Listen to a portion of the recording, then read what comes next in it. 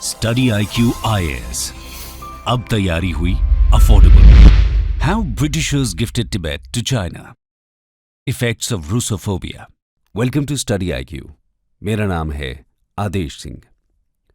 आसमान छूते पर्वत, बर्फ की सफेद चादर से ढकी खूबसूरत वादियां और सांस्कृतिक रूप से भरा पूरा एक ऐसा देश जो कुछ समय पहले तक आजाद था। हिमालय के उत्तर में 12 लाख स्क्वायर फीट एरिया में फैला हुआ यह देश कोई आम देश नहीं है। ये है the highest region on earth. यहां का एवरेज एलिवेशन है 4900 मीटर्स। जी हां, हम बात कर रहे हैं तिब्बत की। शांत से दिखने वाले इस छोटे से देश का इतिहास कई तरह के उतार चढ़ाव से भरा रहा है। आज आप सबको पता होगा कि तिब्बत चाइना की कंट्रोल में है। लेकिन क्या आप जानते हैं कि तिब्बत की इस हालत का जिम्मेदार कौन है? दोस्तों, इसका जिम्मेदार और कोई नहीं बल्कि भारत पर सालों राज करने वाला ब्रिटेन ही है। जी हां, शायद आपको इस बात की जानकारी ना हो, लेकिन हम बता दें कि वो ब्रिटेन ही था जिसने एक समय पर तिब्बत को चाइना को सौंप दिया था। लेकिन आप सोच रहे होंगे कि पूरी दुनिया पर राज करने वाले ब्रिटेन ने तिब्बत को चाइना के हवाले क्यों कर दिया था? तो दोस्तों, आज हम इसी पर बात करने वाले हैं। हम जानेंगे कि तिब्बत को लेकर ब्रिटेन की पॉलिसी क्या थी और किस संधि और समझौते के तहत ब्रिटेन ने तिब्बत को चाइना के हवाले कर दिया। लेकिन कहानी को आगे बढ़ाने से पहले तिब्बत के इतिहास को थोड़ा जान लेते हैं। History of Tibet. दोस्तों, तिब्बत के इतिहास को जानने के लिए हमें 600 BC में जाना होगा, क्योंकि 600 BC के बाद से ही उस तिब्बत की नींव डाली गई थी जो आज हमारे सामने है। तिब्बत की पहली डायनेस्टी को इंपीरियल एज के नाम से याद किया जाता है। इंपीरियल एज की शुरुआत राजा नामरी सोंगत्सेन के साथ हुई थी। दोस्तों, ये तिब्बत के पहले राजा थे। इनके शासनकाल में ही लासा को तिब्बत की राजधानी बनाया गया था। उस वक्त भी चाइना और तिब्बत के बीच सीमा को लेकर विवाद चल रहे थे। उस वक्त भी चाइना तिब्बत पर कब्जा करना चाह रहा था, लेकिन अपने मंसूबों में कामयाब नहीं हो पा रहा था। करीब 200 सालों तक दोनों के बीच इसी तरह टकराव की स्थिति बनी रहती है और अंततः 821 BC में चाइना और तिब्बत में एक संधि होती है। इस संधि का नाम था चाइना तिब्बत शांति प्रस्ताव। इस प्रस्ताव के अंदर दोनों देशों के बीच ये डिसाइड हुआ था कि दोनों देश अपनी अपनी सीमा में रहेंगे और एक दूसरे की टेरिटरीज पर कब्जा नहीं करेंगे। आपके मन में यह सवाल तो जरूर आ रहा होगा कि इतना ताकतवर चाइना तिब्बत के सामने इतना सीधा क्यों बन रहा था? तो दोस्तों, भले ही आज चाइना दुनिया की 3 सबसे बड़ी इकोनॉमीज में से एक हो, लेकिन उस वक्त चाइना इतना मजबूत नहीं था। उस वक्त चाइना से ज्यादा तिब्बत का सिक्का चलता था। इंपीरियल एज के कई राजाओं ने तिब्बत डिनेस्टी को ऊंचाई पर पहुंचाने का काम किया था। उदाहरण के लिए राजा त्रिसोंग ड्वेत्सेन ने अपनी सेना को इतना मजबूत बना लिया था कि दुश्मन देश उन्हें देखकर खौफ खाते थे। यही कारण था कि साल 821 BC में चाइना ने खुद आगे से आकर तिब्बत के सामने शांति का प्रपोजल रखा था। इस शांति संधि के सबूत आपको तिब्बत से लेकर चाइना तक कई जगह देखने को मिल जाएंगे। इसमें सबसे ज्यादा फेमस निशानी है जोखांग टेम्पल के बाहर लगाया गया माइलस्टोन। खैर, समय का पहिया आगे घुमा और फिर आया साल 1240, जब मंगोल्स ने तिब्बत पर हमला किया और इस पर कब्जा कर लिया। उन्होंने 1244 तक तिब्बत पर शासन किया। तिब्बत के साथ साथ चाइना के भी कई हिस्सों पर मंगोल्स का कब्जा हो चुका था, लेकिन मंगोल्स ने तिब्बत की रिलीजियस अथॉरिटी को कभी नुकसान नहीं पहुंचाया और न ही तिब्बत का चाइना के हिस्सों में विलय किया। इसके पीछे वजह थी मंगोल राजकुमार गोदान खान। गोदान खान चंगेज खान का पोता था। उसे तिब्बत और दूसरे नॉर्थ ईस्ट एरियाज के सैन्य अभियान की जिम्मेदारी दी गई थी। इसी दौरान उसकी मुलाकात हुई लामा साक्या पंडिता से। लामा साक्या पंडिता को देखकर और उनसे मिलकर वो इतना इंप्रेस हुआ कि उसने बौद्ध धर्म को अपना लिया और इसी कारण तिब्बत की रिलीजियस ऑटोनॉमी बरकरार रही। खैर, चाइना और तिब्बत के बीच विवादों का सिलसिला यहां खत्म नहीं हुआ। चाइना में समय के साथ डिनेस्टीज तो बदलती रहीं, लेकिन तिब्बत पर अधिकार करने की उनकी इच्छा कभी नहीं बदली। इन्हीं टकरावों के बीच समय कुछ और गुजरा और आया साल 1645। तिब्बत अब तक चाइना के साम्राज्यों के संरक्षण या उनके साथ विवादों में रहा था, लेकिन यहां से शुरू होता है 5th दलाई लामा यानी नग्वांग लोब्सांग ग्यात्सो का शासन। ये तिब्बत के रिलीजियस लीडर होने के साथ उसके टेम्पोरल रूलर भी बनते हैं। इन्होंने तिब्बत को हर तरह से आजाद करा लिया। इन्हें तिब्बत के इतिहास में द ग्रेट फिफ्थ के नाम से भी जाना जाता है। इसी के बाद तिब्बत कई दशकों तक आजाद रहा, लेकिन 1717 में तिब्बत की आजादी पर एक बार फिर काले बादल मंडराने लगे और मंगोल्स की विभिन्न जनजातियों द्वारा तिब्बत पर एक बार फिर कब्जा कर लिया गया। मंगोल्स के कब्जे से तिब्बत को मुक्त कराने में चाइना ने उसकी मदद की। उस समय चाइना की किंग डायनेस्टी ने तिब्बत की मदद तो की, लेकिन मंगोल्स को भगाकर उन्होंने खुद तिब्बत पर कब्जा कर लिया। किंग डायनेस्टी चाइना की सबसे ताकतवर डायनेस्टी कही जा सकती है। उसने न सिर्फ तिब्बत पर बल्कि वियतनाम, नेपाल, मंगोलिया, कोरिया और भारत के कई हिस्सों पर भी कब्जा जमा लिया था। लेकिन इसी दौरान इंडिया में ब्रिटेन की एंट्री हो गई थी और अब वो तिब्बत की ओर बढ़ रहे थे। तो आइए जानते हैं तिब्बत को लेकर ब्रिटेन की क्या पॉलिसी रही। British policy towards Tibet.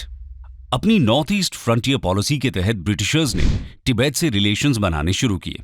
Warren Hastings ने ट्रेड फैसिलिटीज लेने के लिहाज से अपने कार्यकाल के दौरान 1774 से 1775 एडी में एक डेलीगेशन तिब्बत भेजा, लेकिन यह आइडिया ज्यादा सक्सेसफुल नहीं हो पाया।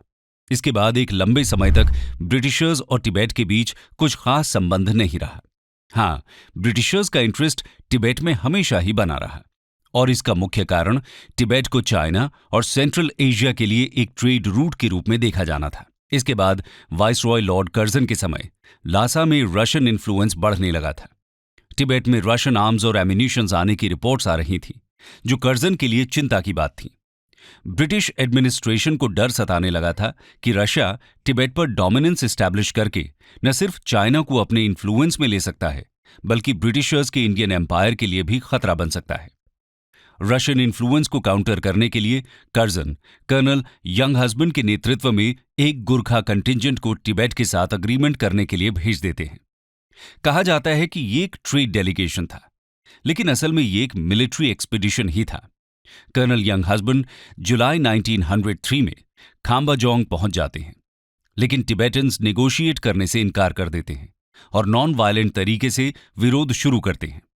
इसी बीच तिब्बतन्स ने खाम्बाजोंग के पास ही अपनी आर्मी को मोबिलाइज करना भी शुरू कर दिया। लॉर्ड कर्जन इस बात से काफी भड़क गए और ब्रिटिश गवर्नमेंट से अपनी आर्मी को ज्ञान से भेजने की परमिशन मांगी। फॉरेन मिनिस्टर लॉर्ड लैंसडाउन ने उन्हें ज्ञान से जाने की परमिशन दे दी। अगस्त 1904 में ब्रिटिश फोर्सेज ने ज्ञानसे की ओर बढ़ना शुरू कर दिया।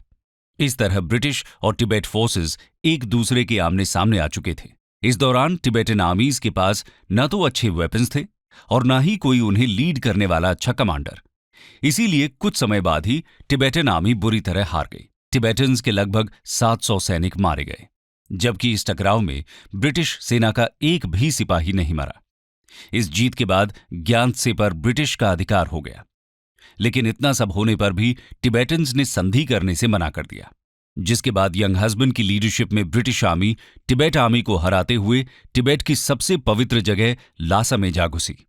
उस समय के दलाई लामा लासा छोड़कर भाग जाने पर मजबूर हुए और यंग हस्बैंड तिब्बतन ऑफिशियल्स के साथ फोर्सफुली ट्रीटी साइन करते हैं, जिसे ट्रीटी ऑफ लासा कहा जाता है। इसके अनुसार तिब्बत को 75 लाख रुपए की इंडेमनिटी पे करने के लिए कहा जाता है। पेमेंट की सिक्योरिटी के रूप में 75 साल तक चुंबी वैली को ब्रिटिशर्स ऑक्यूपाई कर लेते हैं।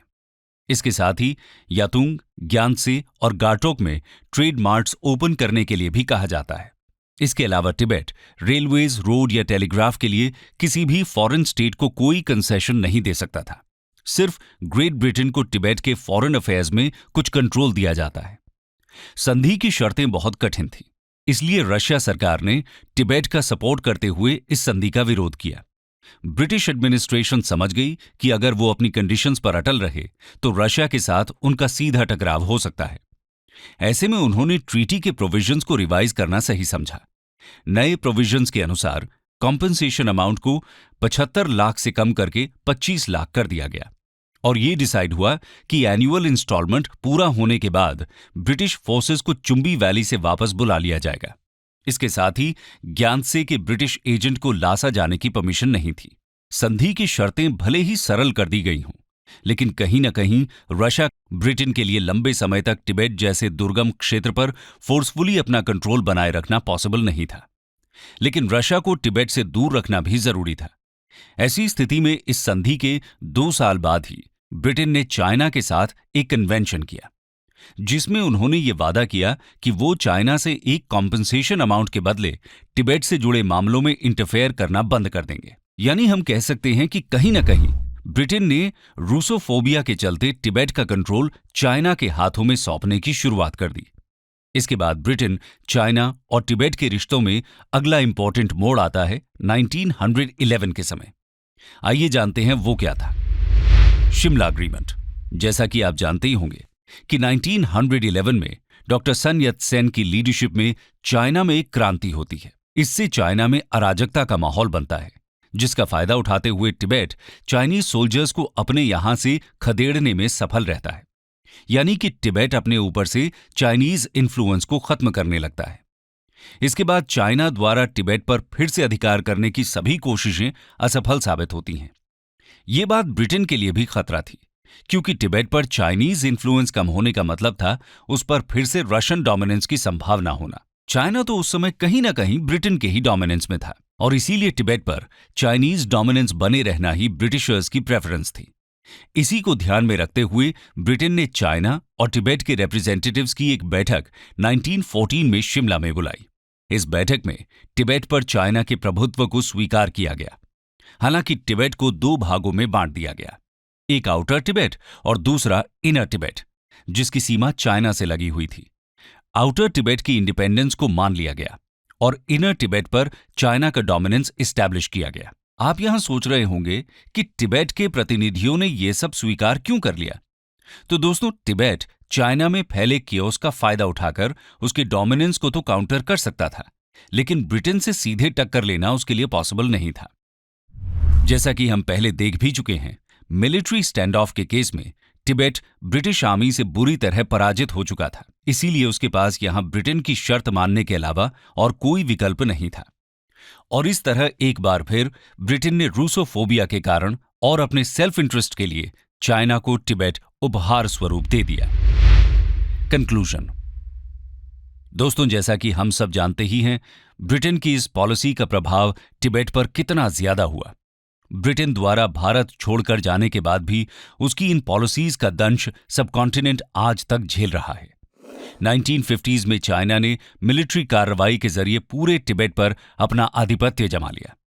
तत्कालीन दलाई लामा को अपनी जान बचाने के लिए भारत में शरण लेनी पड़ी और आज तक तिब्बत अपनी ऑटोनॉमी के लिए संघर्ष कर रहा है।